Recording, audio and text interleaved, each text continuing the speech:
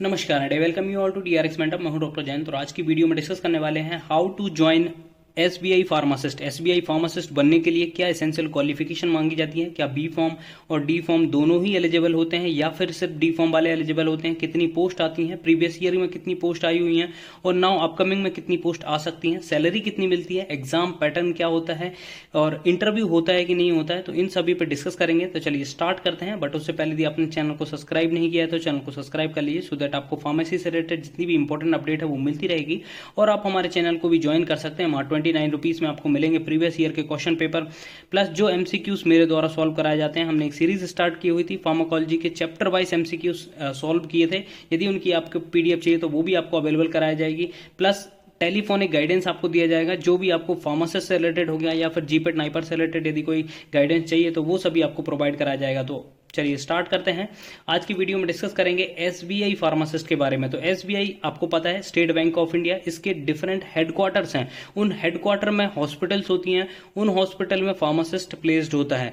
तो जो भी हॉस्पिटल होते हैं उनमें एसबीआई के एम्प्लॉय आते हैं, उनको मेडिकल फैसिलिटी प्रोवाइड कराना एसबीआई फार्मासिस्ट का मेन रोल होता है। तो चलिए डिस्कस करेंगे कि देखिए प्रीवियसली जो वैकेंसीज आई थी उनके बारे में तो इतना नोन है नहीं है इंटरनेट के कारण। अभी जितनी जो रिसेंट में वैकेंसी आई है, परमानेंट वैकेंसी के बारे में हम बात कर रहे हैं। तो लास्ट टाइम परमानेंट वैकेंसी आई थी 2013 में वैकेंसी आई थी, ये आप नोटिफिकेशन देख सकते हैं।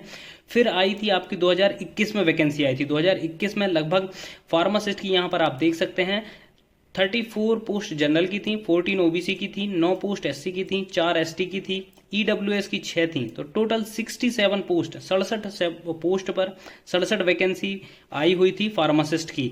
तो यहां पर कंप्लीट डिस्कस करेंगे हम क्या एसेंशियल क्वालिफिकेशन मांगी गई थी और क्या एज वगैरह क्राइटेरिया रहता है। तो सबसे पहले देखिए, आप on the basis of recent notification as यहां पर दी गई थी 30 ईयर तक के फॉर्म फिलअप कर सकते हैं। इसमें एडिशनल आपको रिजर्वेशन मिलेगा, जो भी कैटेगरी से बिलोंग करते हैं उनको, जैसे आपको पता है सेंट्रल गवर्नमेंट के नॉर्म्स के अकॉर्डिंग जनरल के उनको रिजर्वेशन में जो एज में रिलैक्सेशन नहीं मिलता है। जो ओबीसी के होते हैं उनको 3 साल का रिजर्वेशन मिलता है, रिलैक्सेशन मिलता है।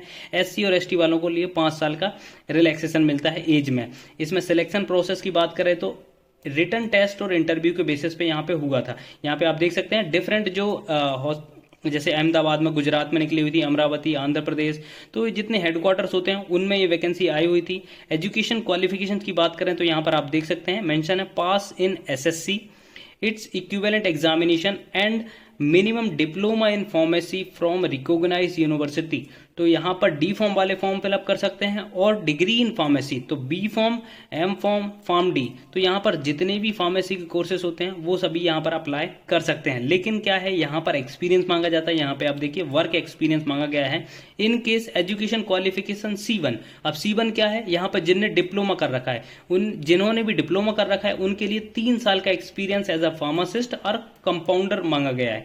ठीक है, और जिनका C2 है, जैसे कि जिनने बी फॉर्म किया, एम फॉर्म किया, फार्म डी किया हुआ है, तो उस केस में यहां पर सिर्फ 1 ईयर का experience as a pharmacist compounder मांगा गया है। तो जो डिप्लोमा किए हुए हैं उनको 3 साल का, जो बी फॉर्म किए हुए हैं, एम फॉर्म किए हुए हैं, उनको 1 साल का एक्सपीरियंस यहां पर रिक्वायर्ड है।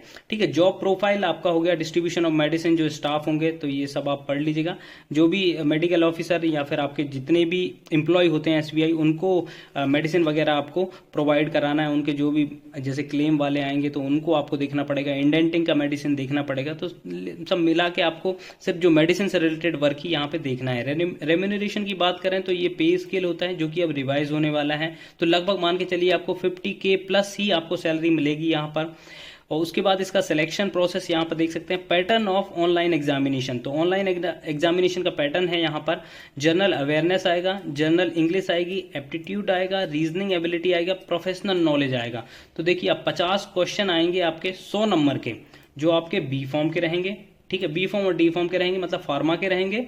आपके 25 number general awareness, 25 question general awareness के आएंगे, 25 क्वेश्चन आपके जनरल इंग्लिश के आएंगे, 25 क्वेश्चन आपके क्वांटिटेटिव एप्टीट्यूड के आएंगे और 25 क्वेश्चन आपके रीजनिंग के आएंगे। तो ये आपके हो गए 100 मार्क्स का आएगा आपका। 100 क्वेश्चन आएंगे नॉन टेक के और वो 100 मार्क्स के रहेंगे। लेकिन फार्मेसी के जो आएंगे वो 50 क्वेश्चन आएंगे और 100 मार्क्स के रहेंगे। तो टोटल आपके 200 मार्क्स का यहाँ पर क्वेश्चन पेपर होगा, जिसमें 150 क्वेश्चन यहाँ पर आने वाले हैं। ठीक है, तो ये हो गया इसका एग्जाम पैटर्न की बात। फिर जब इसमें आप मेरिट में आएंगे तो फिर आपको इंटरव्यू के लिए बुलाया जाएगा। इंटरव्यू के बाद फिर फाइनल आपकी रैंक बनेगी। रैंक बनने के बाद आपको बुलाया जाएगा डॉक्यूमेंट वेरिफिकेशन के लिए। फिर उसके बाद आपको फाइनली मेडिकल एग्जामिनेशन होगा। मेडिकल एग्जामिनेशन के बाद आपको मिलेगा अपॉइंटमेंट लेटर। ये हो गई सारी प्रोसेस। अब बात कर लेते हैं, देखिए 2013 में कितनी वैकेंसी आई थी। तो 2013 में यहाँ पे देख सकते हैं आप, 2013 में फार्मासिस्ट की डिफरेंट सर्कल में आई थी 28 वैकेंसी, मात्र 28 वैकेंसी आई थी।